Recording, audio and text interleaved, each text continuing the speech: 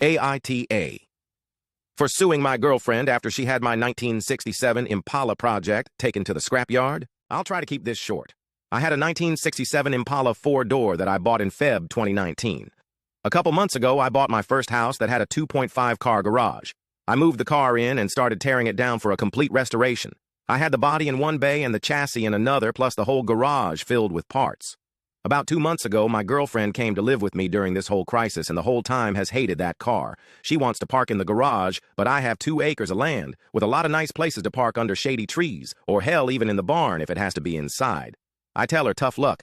It's my house, and it's not like I can just throw it back together real quick.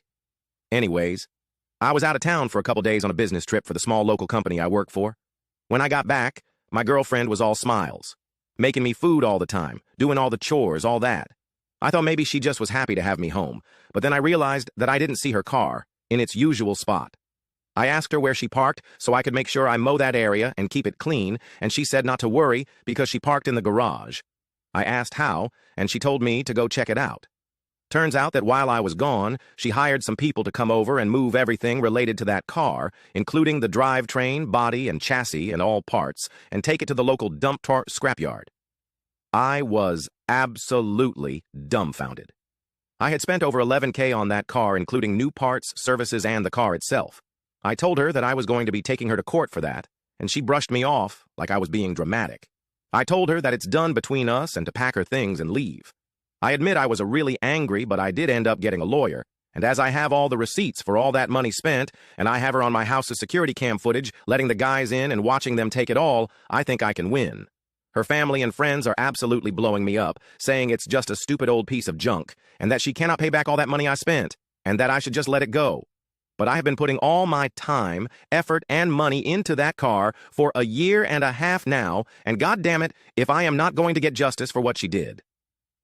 AITA. Edit. Thank you all so much for the support and awards and everything. I'm glad I have some people on my side. I got a call from her mom about 20 minutes ago, and she told me that I was ruining her daughter's life over a stupid car. I told her she ruined her own life. I've been gathering documentation and stuff, and I'm about to head down to the police station and file a report as suggested by lots here. Once again, thank you all. Update.